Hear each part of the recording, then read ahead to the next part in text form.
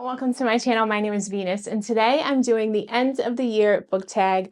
I did this tag last year. I had a great time with it, so I wanted to do it again this year. I will link the creator of this tag down below, but let's get started. The very first question is, are there any books that you started this year that you need to finish? So I am definitely a completionist. I don't typically start books and not finish them. That would drive me crazy in my brain. So if I stop a book, it's a DNF. There was one book, part of a series that I started this year that I temporarily DNF'd because I just wasn't in the mood for it. It's a lot of characters in this book that you really had to keep together in your brain while you're reading it, and I just didn't have the focus for it. And that book is Kushiel's Dart, and it's by Jacqueline Carey. This is a very long series, and I was very excited to dig into it. I've heard wonderful things about this series, and I was very excited to read it, but I was just having a really hard time with the amount of characters and the names in this, so I just couldn't keep track. I did get to about page 111, and then I just put it aside. So I do plan on going back to this at some point. So this is a fantasy series. It's about a young woman named Phaedra who has this special ability with pleasure and pain. I'm not even going to try to summarize this. I'm going to read the back of it, part of the back of it. Phaedra is trained equally in the courtly arts and the talents of the bedchamber, but above all, the ability to observe, remember, and analyze. Almost as talented a spy as she is a courtesan, Phaedra stumbles upon a plot that threatens the very foundation of her homeland. Set in a world of cunning poets, deadly courtiers, heroic traitors, and truly Machiavellian villainous, this is a novel of grandeur, luxuriance, sacrifice, betrayal, and deeply laid conspiracies. Not since Dune has there been an epic on the scale of Kushiel's Dart, a massive tale about the violent death of an old age and the birth of a new. So it sounds incredible, but I couldn't wrap my head around all of the characters. I mean, there's a glossary in here, an index of all of the characters, but their names are French or sound French, like Benedict de la Courcelle, brother of Ganglion, Prince of Blood. Isidore I can't even pronounce these.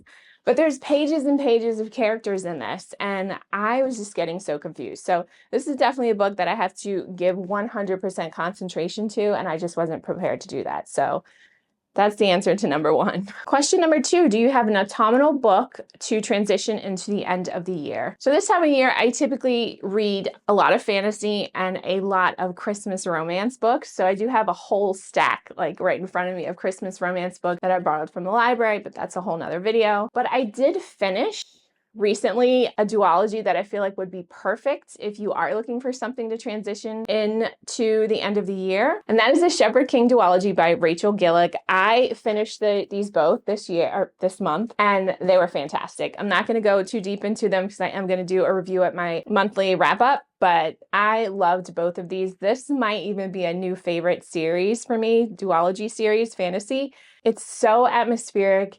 It's enchanting. It has such fairy tale vibes to it. The characters are great. There's romance in it. There's magic in it.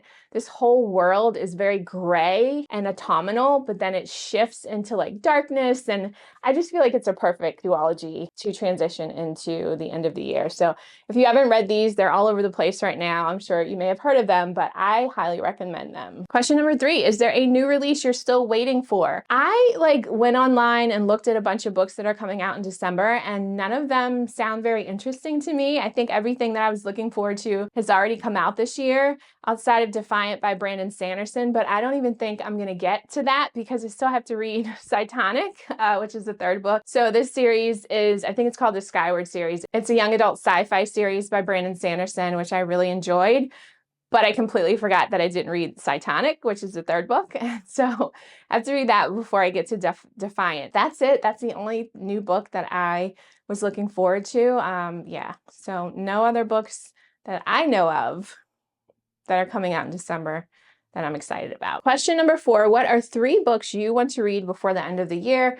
There's actually more than 3, but I'm just gonna go over 3. First one is Return of the King by J.R.R. Tolkien. I finally want to finish this series, and feel very accomplished because I have not ever read this series. So I've seen the movies a million times, but have not read all of the books, and I'm down to the last one. I'm very excited to finally get this series on my list of completed fantasy series. We all know, hopefully, what this series is about, so I'm not going to go into it, but this is one of the books. Next up is The Will of Many by James Islington. I've heard so many great things about this book, another fantasy book, and I'm very excited to read this. I'm hoping that I love it just as much as so many other people have. I don't know too much about it other than I think it's Roman inspired and a lot of politics and just a very well-written fantasy book. So I am definitely excited to get to this, hopefully before the end of the year. Then a romance book that I've been saving is The 7-Year Slip by Ashley Poston. I've been saving this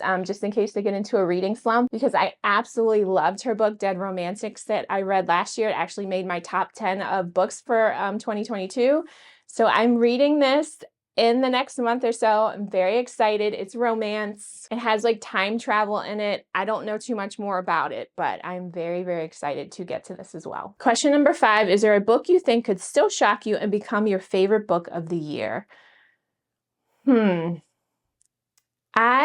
I mean, maybe The 7-Year Slip, but like all-time #1 favorite book of the year, that would be really surprising to me. I mean, it could be definitely Will of the Many or The 7-Year Slip. I doubt that, sad to say, that Return of the King would be a favorite for me, just because I kind of struggle with the first 2 books. But yeah, it would be a surprise to me. I can't even imagine.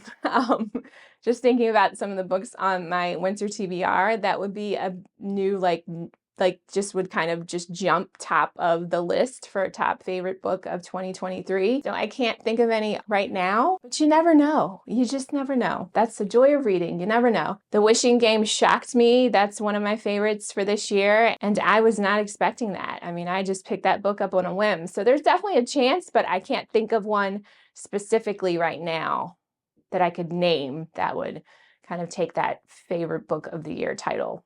So we'll see. Question number 6, have you already started making reading plans for 2023? I have. I've started thinking about how I do my TBRs right now. It's kind of random because I'm such a mood reader, but I want a little bit more structure to it starting next year with a good mix of genres. I mostly read fantasy, horror, and romance, but there's months where I just focus on horror or I just focus on fantasy, and I find that it kind of puts me burnt out on those genres, and I don't want to do that. So I definitely want to mix it up a little bit more. Also introduce a few more genres, not things that I know I'm not going to like though, but maybe a couple more literary fiction books. And I'm struggling with romance, so I'm going to try to limit those and be very, very picky about the ones that I read. So far, that's the biggest change I've been thinking about as far as just playing with my TBRs. I'm definitely not going to do like, I think last year I did like a spin the wheel of, it was like, I think 20 books that I wanted to get through in 2020. It might have been 22 books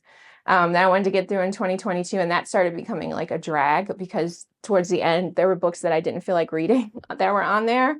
So I'm not going to torture myself with that. And then I, of course, have goals and things that I'll talk about in other videos. But so yes, I have definitely been thinking about my reading plans for 2024. More Stephen King, lots more Stephen King. This year I did stick to my goal of trying to read a Stephen King book either every month or every other month. So that was great, but I definitely want to read more Stephen King. I really want to get a lot of his titles read so I can really formulate a top 10 Stephen King list. But yeah, so those are all of the questions. Thank you guys as always for stopping by. I have a lot of new subscribers, so thank you and welcome. I hope you stick around and I appreciate you. As always, have a fantastic day and I will see you again next time. See ya.